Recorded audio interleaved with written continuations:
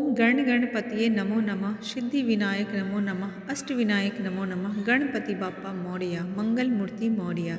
प्रिय भक्तगण, आज बुधवार है और यह दिन भगवान गणपति बाप्पा को समर्पित है। जो भी लोग गणपति बाप्पा का व्रत करते हैं और कथा सुनते हैं तो यह कथा संपूर्ण तरीके से सुने। यह एक गणेश जी की कथा है जो बहुत प्रचलित है। हमेशा से व्रत उपवास के समय यह कथा कही और सुनी जाती है। विनायक कथा के रूप में भी इसे ज़्यादा जाना जाता है। यह कथा है गणेश जी और खीर की। एक बार गणेश जी ने पृथ्वी के मनुष्यों की परीक्षा लेने का विचार किया। वह अपना रूप बदलकर पृथ्वी पर भ्रमण करने लगे। उन्होंने एक बालक का रूप बना लिया। एक हाथ में एक चम्मच में दूध ले लिया और दूसरे हाथ में एक चुटकी चावल ले लिए। गली गली घूमने लगे, साथ ही में साथ आवाज़ भी लगाते चले गए, कोई मेरे लिए खीर बना दो, कोई मेरे लिए खीर बना दो। कोई भी उन पर ध्यान नहीं दे रहा था, बल्कि लोग उन पर हंस रहे थे। वह लगातार एक गांव के बाद दूसरे गांव इसी तरह चक्कर लगाते हुए पुकारते रहे, पर कोई खीर बनाने के लिए तैयार नहीं था। सुबह से शाम हो गई, गणेश जी घूमते रहे। एक बुढ़िया थी, शाम के वक्त अपनी झोपड़ी के बाहर बैठी हुई थी। तभी गणेश जी वहाँ से पुकारते हुए निकले कि कोई मेरी खीर बना दो, कोई मेरी खीर बना दो। बुढ़िया बहुत कोमल हृदय वाली स्त्री थी। उसने कहा, बेटा मैं तेरी खीर बना देती हूँ। गणेश जी ने कहा, माई आपने अपने घर में से दूध और चावल लेने के लिए बर्तन ले आओ। बुढ़िया एक कटोरी लेकर जब झोपड़ी से बाहर आई तो गणेश जी ने कहा, अपने घर का सबसे बड़ा बर्तन लेकर आओ। बुढ़िया को थोड़ी झुंझलाहट हुई, पर उसने कहा, चलो बच्चे का मन रख लेती हूँ। और अंदर जाकर वह अपने घर सबसे बड़ा पतीला लेकर बाहर आई। गणेश जी ने चम्मच में से दूध पतीले में उछलना शुरू किया। तब बुढ़िया के आश्चर्य की सीमा न रही जब उसने देखा दूध से पूरा पतीला भर गया। एक के बाद एक वह बर्तन झोपड़ी से बाहर लाती गई और उसमें गणेश जी दूध भरते चले गए। इस तरह से घर के सारे बर्तन दूध से लबालब भर गए। गणेश भगवान ने बुढ़िया से कहा, मैं स्नान करके आता हूँ, तब तक तुम खीर बना लो, मैं वापस आकर खाऊंगा। बुढ़िया ने पूछा, मैं इतनी सारी खीर क्या करूँगी? इस पर गणपति जी बोले, सारे गांव को दावत दे दो। बुढ़िया ने बड़े प्यार से मन लगाकर खीर बनाई।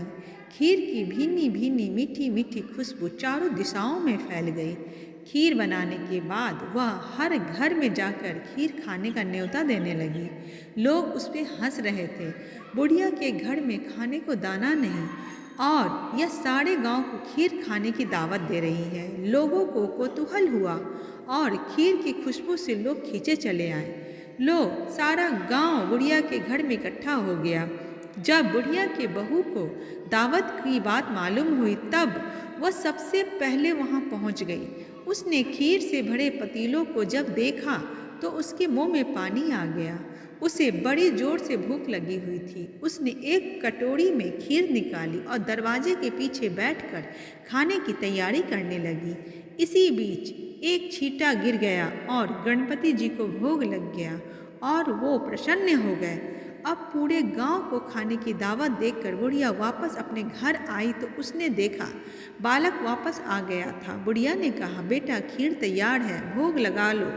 गणपति जी बोले, माँ भोग तो लग चुका है, मेरा पेट पूरी तरह से भर गया है, मैं तृप्त हूँ, अब तू खा, अपने परिवार और गांव वालों को खिला। बुढ़िया ने कहा, यह तो बहुत ज़्यादा है, सबका पेट भर जाएगा, इसके बाद भी यह बच जाएगा, उस बची खीर का मैं क्या करूँगी? इस पे गणेश जी बोले, उस बची खीर को रात में अपने घर के चारों कोनों में रख देना।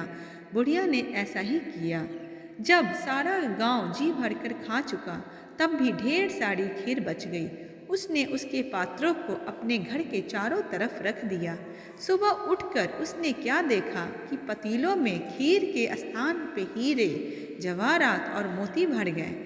वह बहुत खुश हुई। उसकी सारी दरिद्रता दूर हो गई और वह आराम से रहने लगी। उसने गणपति जी का एक भव्य मंदिर बनवाया और साथ में एक बड़ा सा तालाब भी खुदवाया।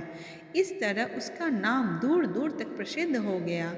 उस जगह वार्षिक मेले लगने लगे। लोग गणेश जी की कृपा प्राप्त करने के लिए उस स्थान पर पूजा करने और मान्यता मानने के लिए आने लगे।